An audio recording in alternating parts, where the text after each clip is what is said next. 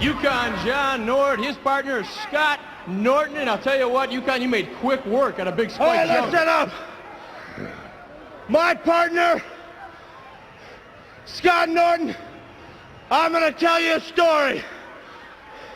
We was up in the Yukon, we got up early one morning, and we was chopping trees and chopping wood, and Big Scott had got to the lumber shack before us. And everybody knows what lumberjacks eat. They eat a lot of pancakes.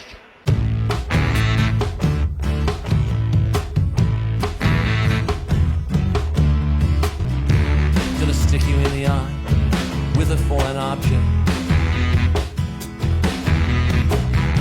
Gonna poke you in the eye with a foreign object.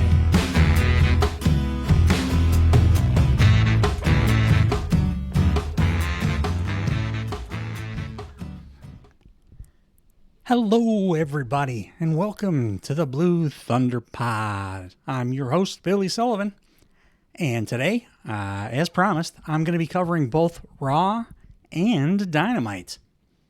I will say I did do something a little different than I had planned and what I had said I was going to do.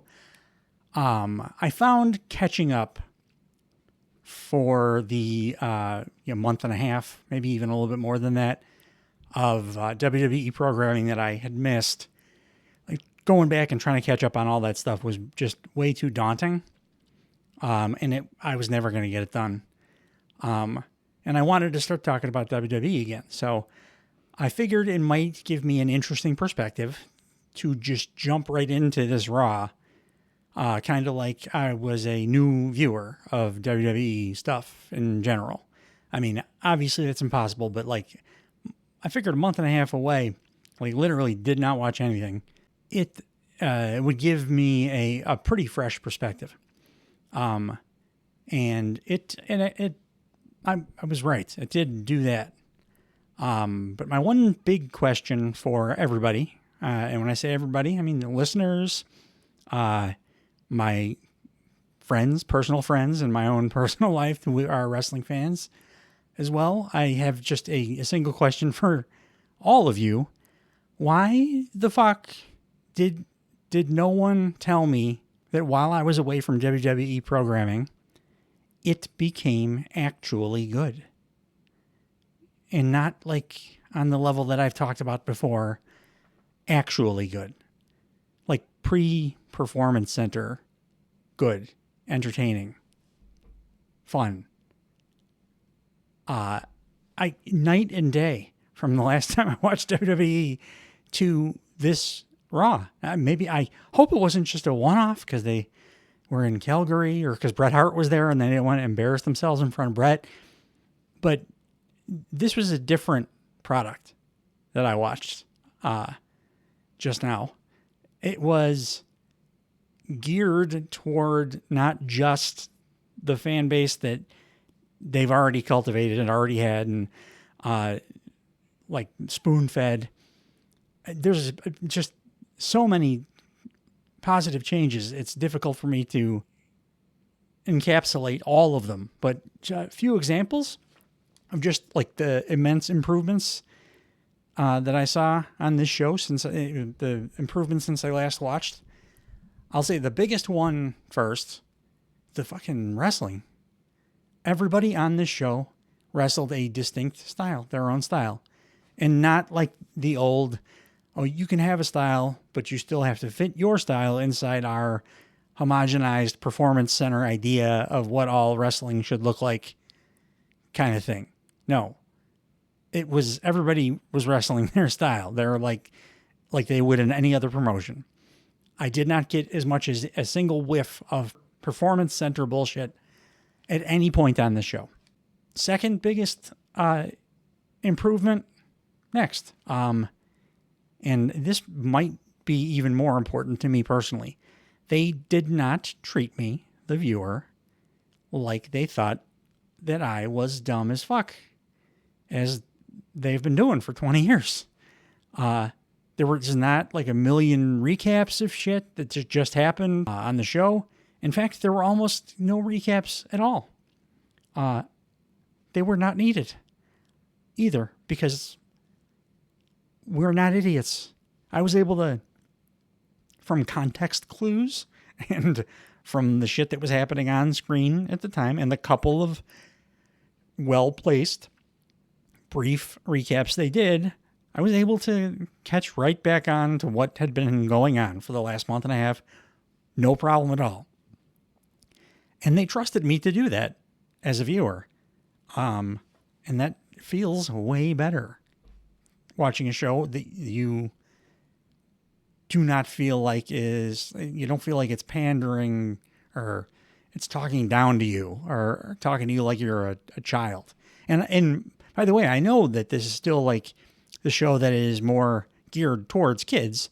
It's still kid friendly, but now we're going to be able to teach kids what good wrestling is like because they're doing it. They're doing it without being like AEW is still going to be the adult alternative very clearly.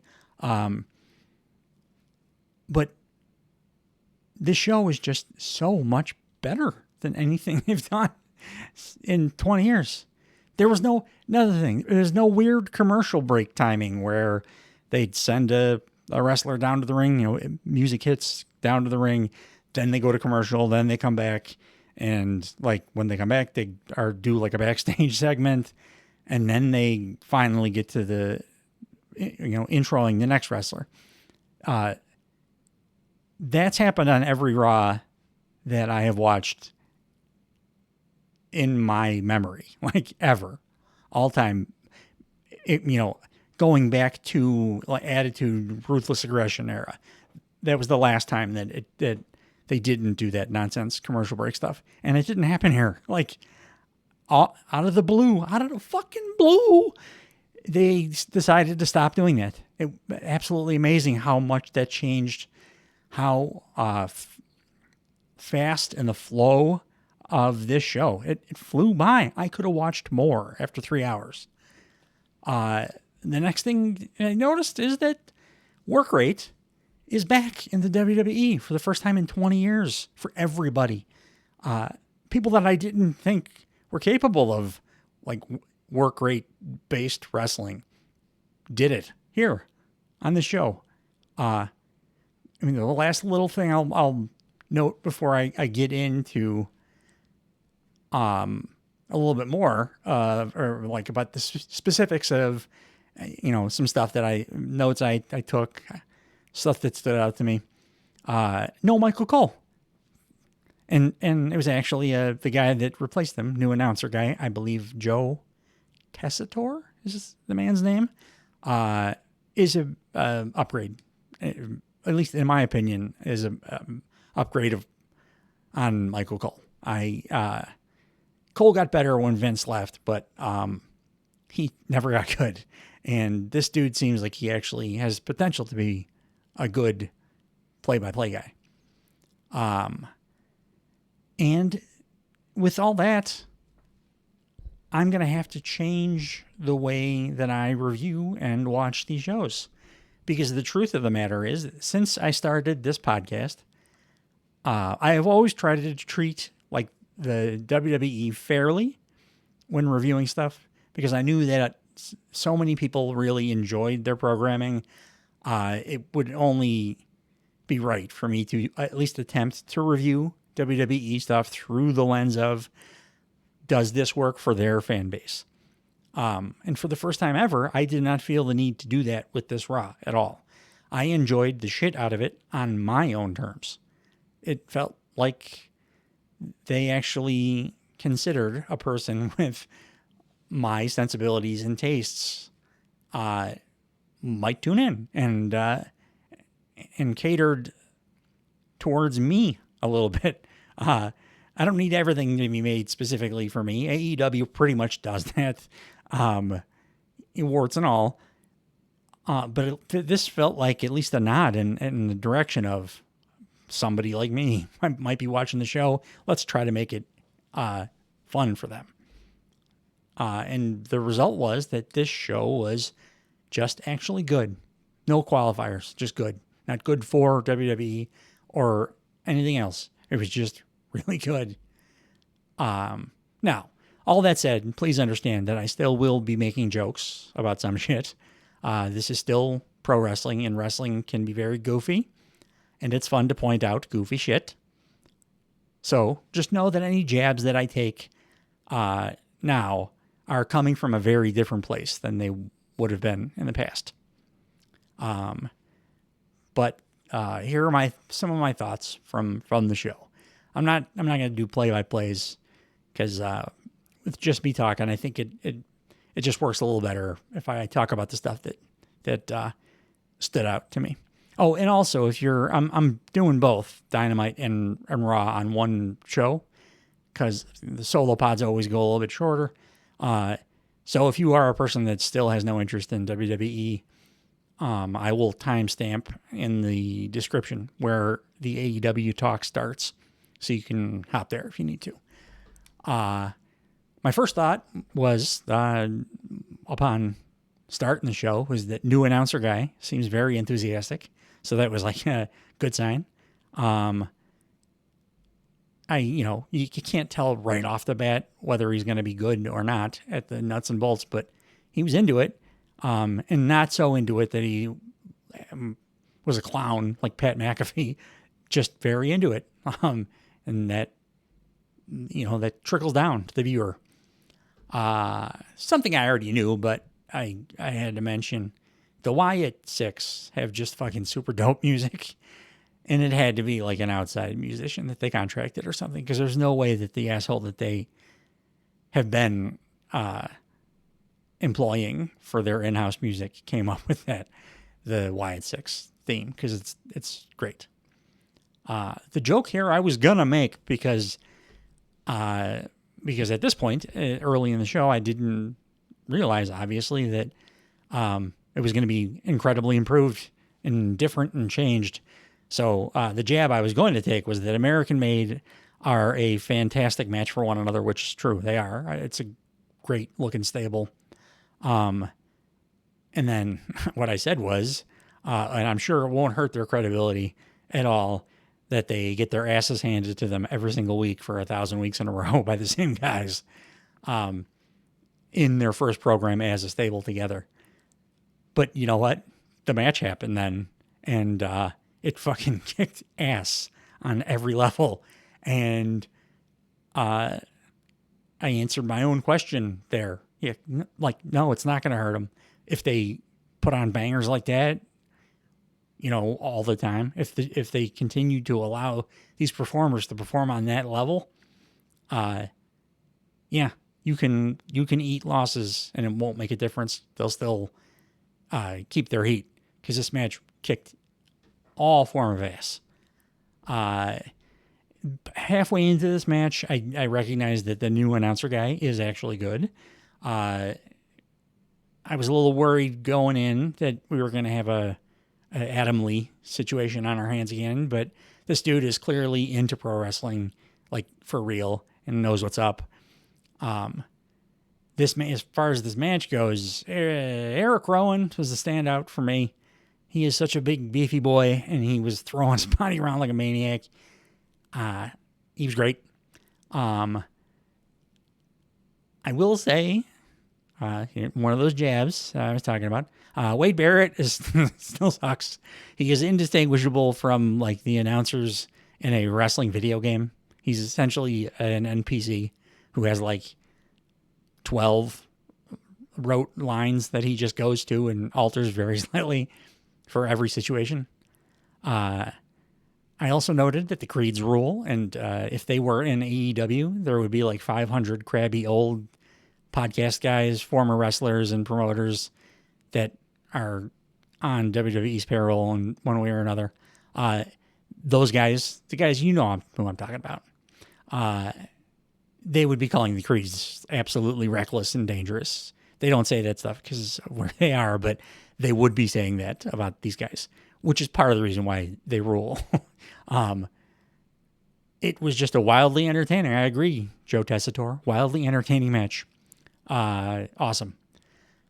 I did wonder, has Howdy been in the ring yet? I don't know. He wasn't here, but I don't know if he's made his debut or not. The Eric Rowan barricade spot was dope as fuck. I've never seen that before.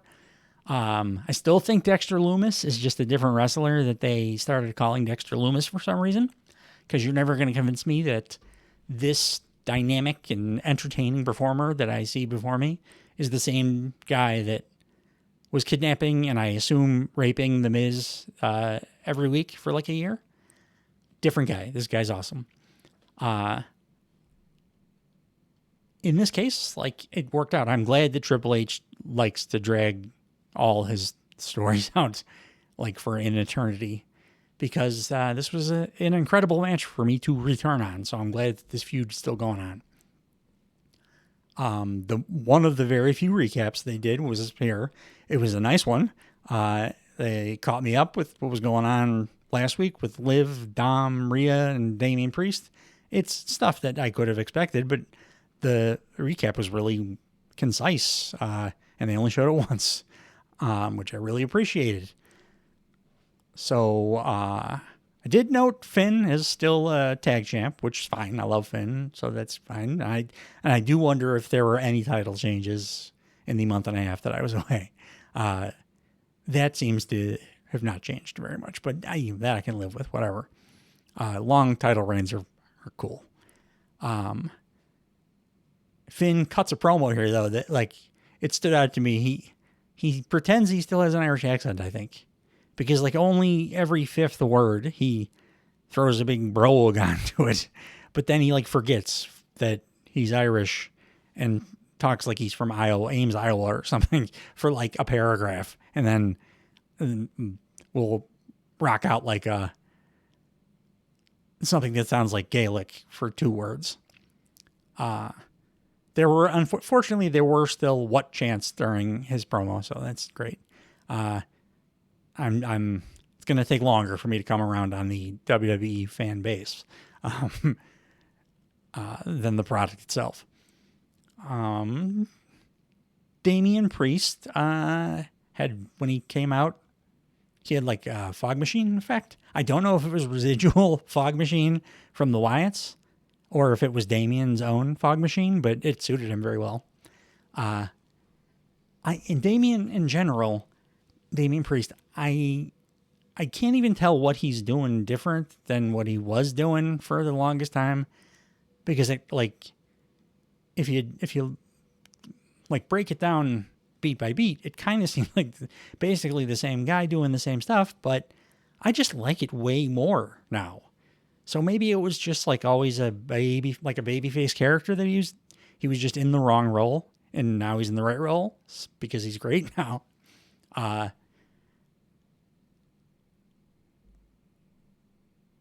Liv Morgan has really come into her own. She's a absolute top of the card star.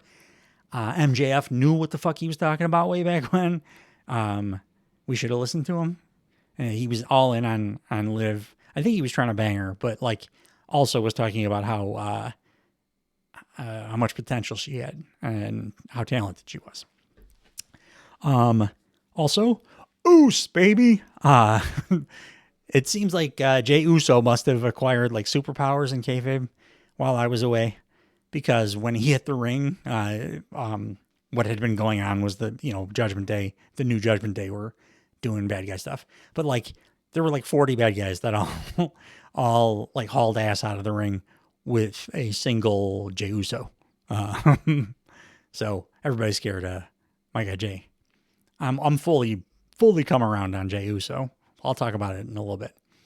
I think Nick Aldis should just do both shows and just be the WWE general manager.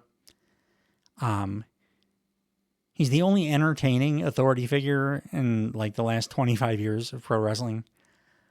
I've decided I want no authority figures on any promotion of any kind as a character ever again, except for Nick Aldis. He gets a special exemption because that's how much I like him. And Pierce, I can't remember his first name. The guy that's in GM here, he's just like NPC guy. and it's not like so little that it's good. It's not a Jack Tunney situation. He just is, he's there and he's trying to do a thing. And it's like Wish.com, Nick Aldis. So just make Aldis the GM of the whole thing. He worked 2 days. I'm sure they're paying him well. Braun Breaker. Unfortunately, they're still calling him Braun Breaker. I see. That is too bad. And I hope that they can change that at some point. But he cut a pretty good promo on Braun. It's funny that Braun and Braun are potentially feuding, but he was cutting pretty good promo here. I did struggle to pay attention to it because Braun's tanner, his self tanner or spray tan, has gotten out of control. Worse than MJF. It's insane. It is like he's trying to change his race or something. He's one shade away from getting in hot water with the woke communities. But the thing that was distracting to me that made it tough for me to pay attention to what he was saying was that the spray tan seems to have pooled on his right ear, and it was shot from the side. So his ear was 4 shades darker than the rest of his head, and it's very strange looking. The next note I had was it looks like Isla Fire and Isla Dawn and Alba Fire maybe were given some character development while I was away, and it's awesome. They had personality and they were doing a thing for the first time since I've ever seen them wrestle. At first, Jade and Bianca seemed the same as they were, but I thought that too soon because they were actually in the match that they wrestled, were selling way more than they had been in the past, fighting from underneath much more, that's much better for baby faces. Also, the work rate in this match was way faster than I've seen Jade do anywhere. And it actually because they're selling, it made Dawn and Fire seem dangerous for the first time. What do you know? Dawn and Fire lost, but they came out looking good because they, got stuff in on Jade and Bianca. Real, legit. A good portion of the match was Dawn and Fire, on offense. And it makes me look at them completely differently now. I do think Jade's abs are CGI because they look fake. But it was a really good match. I will say, new guy did fucking say local medical facility at one point. I hope that was kind of a joke or something because they stopped doing that. It's a Vinceism, and I don't just cut those all out. I'm hoping it was just a cheeky joke or whatever. Also, does Rey Mysterio smoke? Is he a lifelong smoker? Because he sounds like Joe from Reservoir Dogs at this point. The Hitman was looking very healthy, and he came out. I think they zhuzhed up Brett's theme, which is a little weird.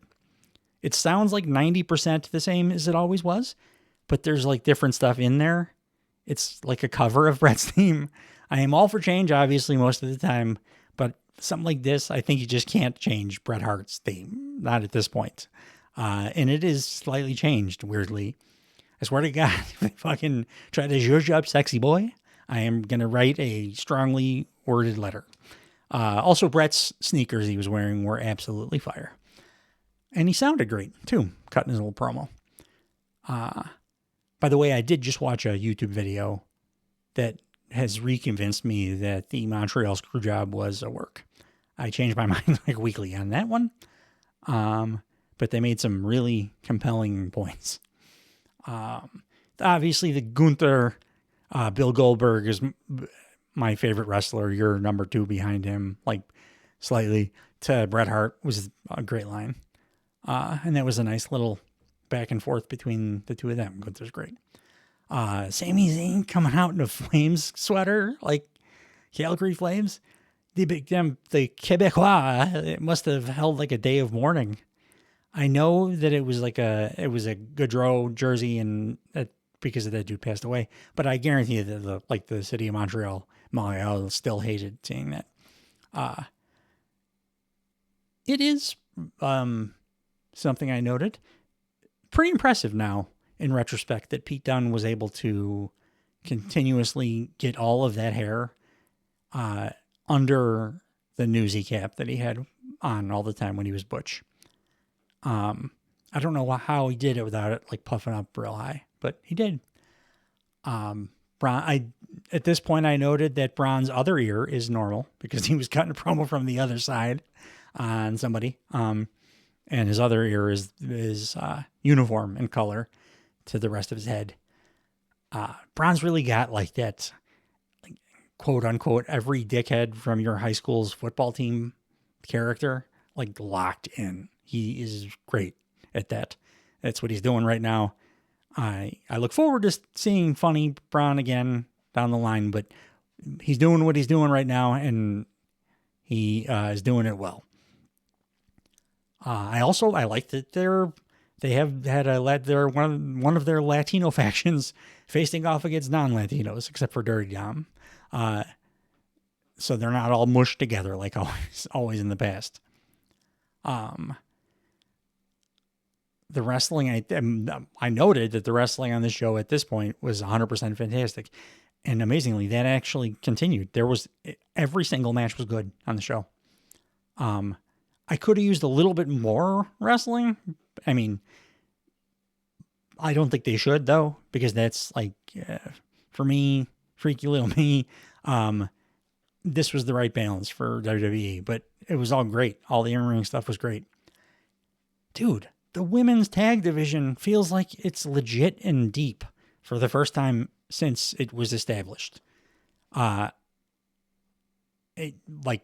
several instances on the show, I noted that, and different teams with different personalities, and they felt like teams and legitimate champs, and it just, it feels like a real division.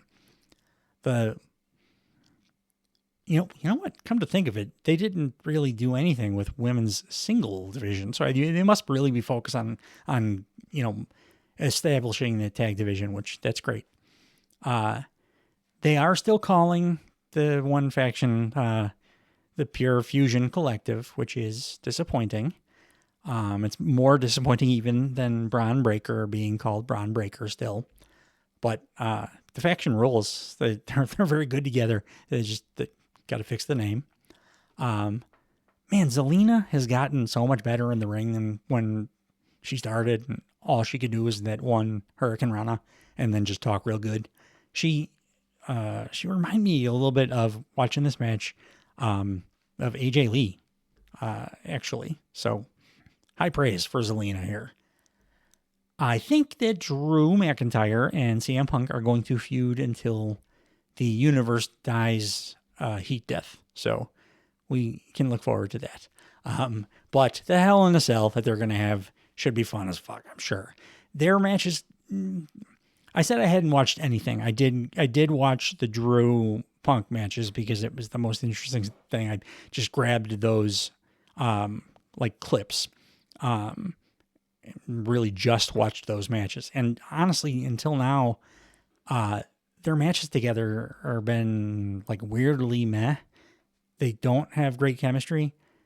And my hope is that this Hell, and I think I've been given pretty good reason to think that it might be the case, that this Hell in the Cell match will be, they'll remedy that with this. Because both guys are too good to just have matches together, especially now that everybody's working a work rate style. The Miz was dressed like the freshest dude at a funeral for some reason. The Rey and Finn Balor match, Rey Mysterio and Finn Balor match was very good. Big surprise, but it was actually worked at like a pace that was about 30% faster than it would have been if it took place 2 months ago. I would have liked the real finish. It was like still kind of a bullshit DQ thing. That's just 100% of personal preference, and I really do like Super Evil Finn, and like the post-match beatdown worked real well. I was very happy to see Oos he got the oneer treatment, the camera following him from the back. I am 100%, if I didn't mention already, I'm an Oos guy now. I decided that while I was away, I do not care that he can't really wrestle. He's just too fun for me not to be in on him. So I'm in on Oos. Yeet. Yeet, yeet. By far the weirdest thing to have happened while I was away is somehow Bronson Reed is good now. Like, legitimately. We are in upside downtown. The 4-way was great too. Like, that was the main event of the evening. I was obviously pulling for my crush, Ilya Dragunov, but I am here for the Oos win. Yeet, yeet, yeet. So, like, did the Performance Center close while I was out with my recovering with my tum-tum? Because I didn't, like I said, didn't get one whiff of it on this entire program. What a show. Fantastic. I hope it was not a one-off. I hope that this is just the direction that WWE is going in from here forward, because I feel like I can finally get in on the fun. And it looks like a lot of fun. So I'm excited.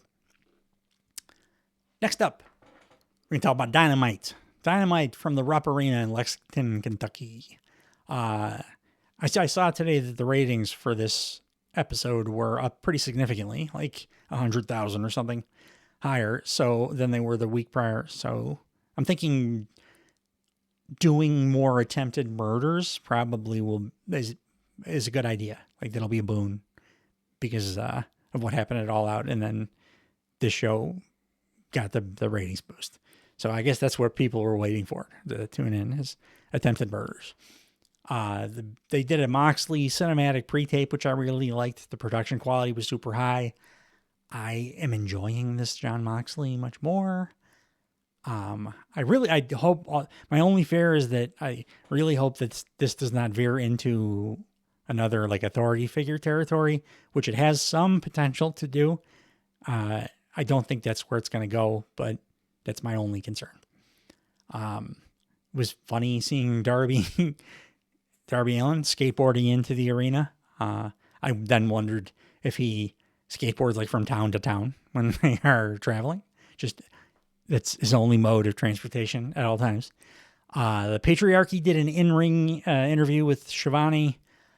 I'm wondering, is Infinite Aura a thing that kids say today that has passed me by? Because Christian made a reference to that and said it in Nick Wayne's direction. So I'm wondering if that's the next. What's the one that? Oh, it's killing me now. What's the one that my daughter was telling me about, the toilet meme thing that all the kids are saying, and the first word is a nonsense word. I can't remember, but is Infinite Aura one of those things? I really love the Wish.com version of the Money in the Bank briefcase that Christian has now. I do like having a prop for it. WWE had that right from the beginning. Christian calls Luchasaurus or Kill Switch the most complete big man in the business, but I do not think you can be the most complete, technically, big man in the business if you literally do not talk. Christian with the line here, man. He's just the best heel working. He says to Danielson in a promo, I'll beat you so bad you will wish your wife Bree was the one that has CTE so that she wouldn't be able to comprehend what an embarrassment you were as champion. Jesus Christ. It's worse than dead dad stuff. I do hope that Christian never acknowledges Kip Sabian, and Kip Sabian just keeps following him around. But Christian is just above it. Don Callis addressing Will Ospreay backstage says, thanks, bruv. Like, no accent, just calls him bruv, like oos, like it's an oos. Callis, I like that he's calling in his favor because continuity, baby. I don't know why Coil Fletcher is dressed like Agent 47 from the Hitman games, but I'll let it pass. I think Will is going to pull Coyle out of the Callis family, and then Mark Davis is going to join the Callis family when he finally returns from whatever horrible injury he's suffering from currently. Next up, the TNT title match, Scapegoat, Jack Perry versus Leo Rush. Shout out to a friend, Nick, friend of the program, Nick. Yeah, I agree. Scapegoat should either be like a loner or have his own underlings. It's a big problem that he is an underling to other heels. The vibe is never going to get there if he's like somebody's lackey. He drove his bus in, and it was funny juxtaposed against Darby on the skateboard. And I did have the thought that I bet Jack Perry's bus, the interior smells like a Sybaris pool suite at this point. Is Leo Rush back in AEW? Because what's the deal? They kind of were talking like he was, and he's challenging for a title. I don't know. Or is it just one of those goofy Tony Khan quirks? I'd like Leo Rush back in AEW, but I'd like some clarity too. I think Jack Perry really, it's salvageable, but he needs to be more Christian Cage and less James Dean. It's okay, like, Jack, I'm talking to you now, if you're listening. You can start doing like heel, underhanded, cheaty stuff because you are a heel. And Anna Jay is not going to stop fucking you. Like, she gets it. She's in the business. She will know that you are just pretending. So please start being a heel. And not just in name only. I do love the mid-turnbuckle Snake Eyes move he does. And I don't know why everything always looks more nasty when the middle turnbuckle is the one that's used. They're definitely, during this entire match, teasing a Kenny Omega return. That was like the best part of the match, honestly, for me. I did note the Jack Perry, the thing he did with his belt, the TNT title, was awesome. Like, he actually, the alterations he made, he did himself, and he made a video of himself doing it, and they just put it on the internet. They didn't put it on TV. I don't know why they don't put shit like that on TV. The Hangman Renee Paquette interview was great. Hangman is the best crazy guy ever. We've seen the crazy guy gimmick like tried about 1 million times in wrestling, and it almost always comes off as corny, and Hangman is absolutely just scary. I do not give a fuck, by the way. Double J was never this good a talker as he is right here. It's not like Mandela effect. It's not my memory being wrong. He was not good at talking before. The Slapnuts guy was not good. This guy is different. Hangman sure does not hold back in the ass whooping that he administered. Also, Karen Jarrett looks like a Muppet. Alex the Abrahantes came out with Private Party because Commander was coming out with them. And he does a dance, a dick thrust kind of Private Party dance that was more upsetting to me than anything that happened in the all-out cage match. They got Marina Shafir just beating dudes up now, which is neat. I do enjoy that Mox and Claudio now both dress like somebody's like super mean alcoholic stepdad who makes all of their friends feel super uncomfortable. Like when you go over to the house, just sitting there and they say some weird shit to you. That's what they look like. Pac also continues to strengthen my theory that he just lives 24/7 in his ring gear. I've never seen him in anything but like just ring gear. He wears it at all times. I'm almost positive he's never been on AEW TV in any context, not in his just ring gear. Not even like throwing a t-shirt on along with the ring gear. Just exactly what he wears to wrestle is all he wears all the time. And it's not even a joke.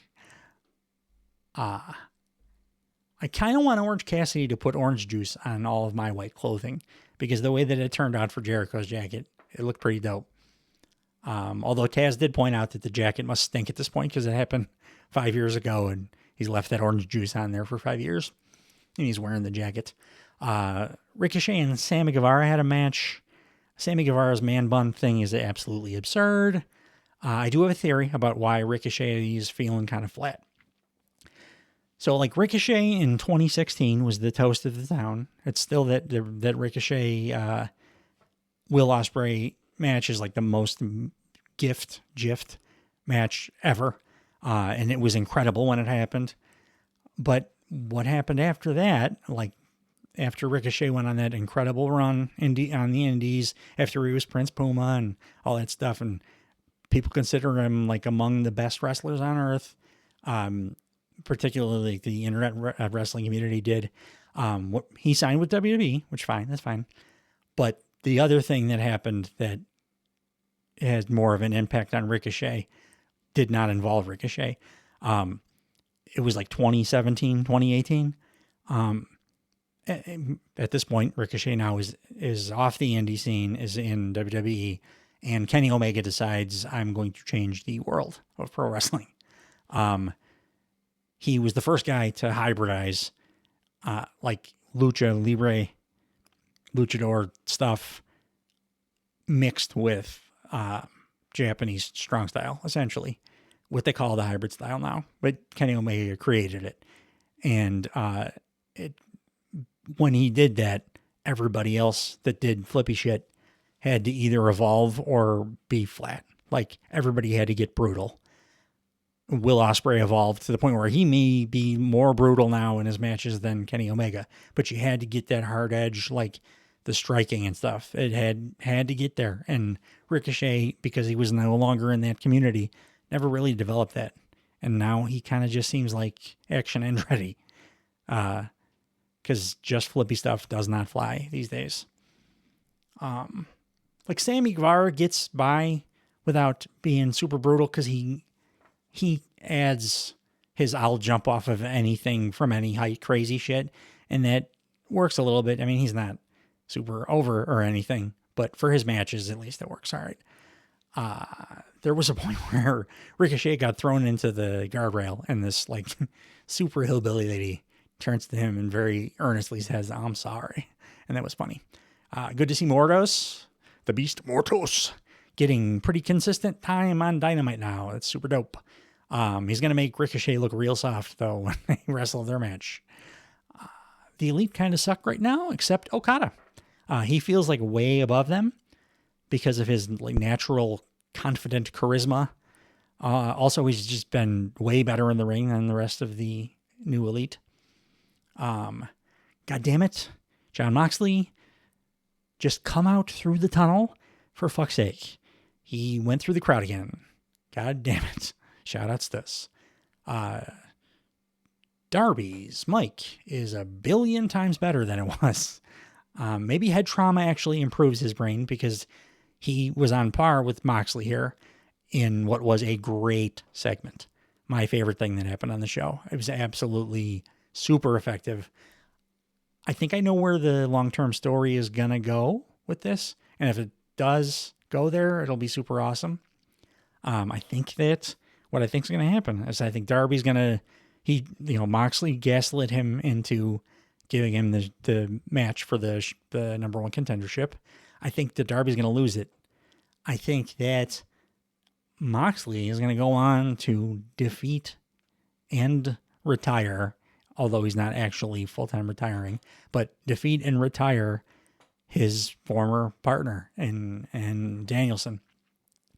And then I think after that happens and Moxley is the world champ, then Darby gets his revenge for his hometown guy and also finally gets to the top of the card because I think Darby beats Moxley for the world title.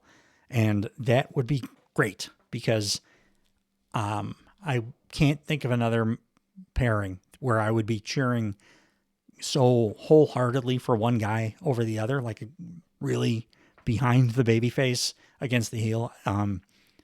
Would be Darby trying to get the world title off of Jon Moxley. Be incredible. And I think that's probably what they're going for. boy, I hope that Queen Amanada is not going to get smushed into the like red velvet, sky blue, and so many other women in this company. The vortex of despair that becomes just like a million nothing matches on Collision that happened after the obligatory eliminator match on Dynamite. Because I have not seen Amanada do an in-ring promo yet, but she has absolutely everything else. And I really hope that Tony Khan recognizes what he has in her, because she is special. Both her and Mariah in the match that they wrestled thump like they were Vader, basically. It was the best match for me on the show. That segment was my favorite thing, but this was the best match.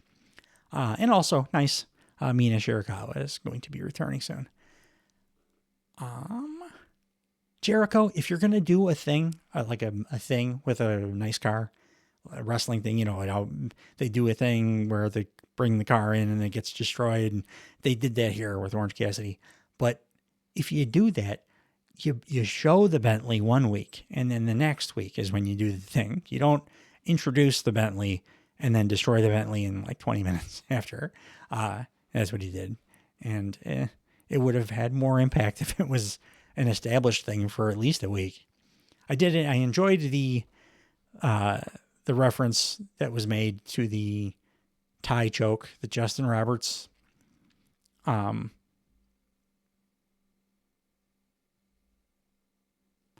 this is where Nigel McGuinness challenged Danielson, and I enjoyed his tie choke reference, the Justin Roberts callback. I get why Nigel is challenging now. At first, I was very unhappy with it because I hate when you can like walk in and demand a title shot for no reason other than I demand it. But then I realized that was not a title match. He was asking for it. He just was asking for a match. So that makes much more sense. But I understand also within the logic of what's happening why Nigel would do it now and why it makes the most sense to do it now, because he hasn't wrestled in like 15 years. And if Danielson were 100% in kayfabe, he's at the top of his game, he's the world champ, the match would be 30 seconds long. He would murder him. So to have Danielson like physically compromised, that's the only way that you can put on the kind of match I think they probably want to between Nigel McGuinness and Bryan Danielson, and have it make any kind of sense. If Danielson was not like fucked up in kayfabe, it wouldn't make sense that he would not annihilate a guy that hasn't wrestled in 15 years. The main event of the evening was the tag team Dynamite Casino Gauntlet match. It was good. It was not as good as any of the singles matches, but push the youngest men alive now. Those dudes the Outrunners are super over. Biggest pop of the night.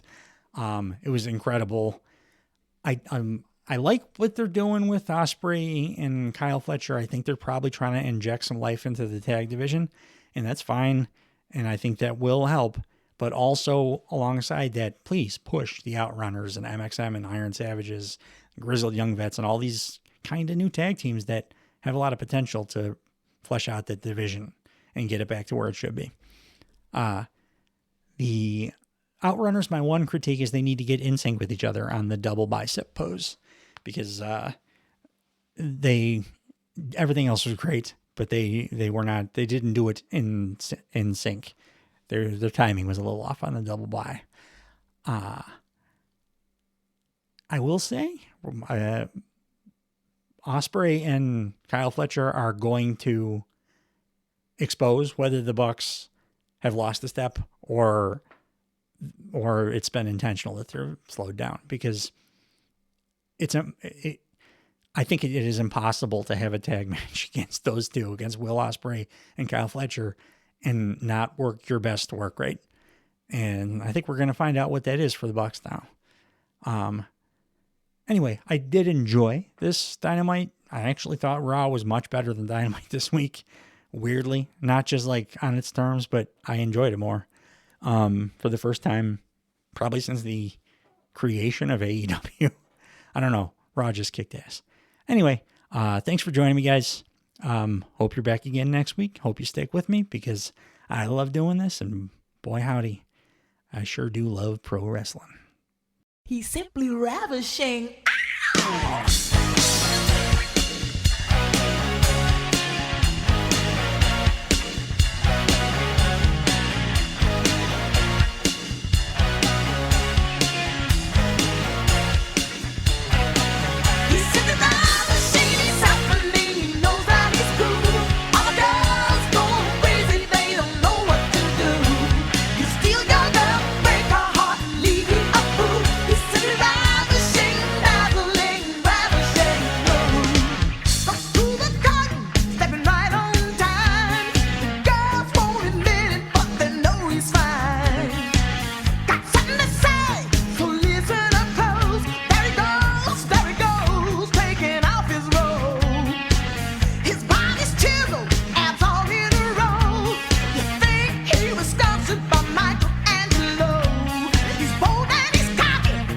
Struts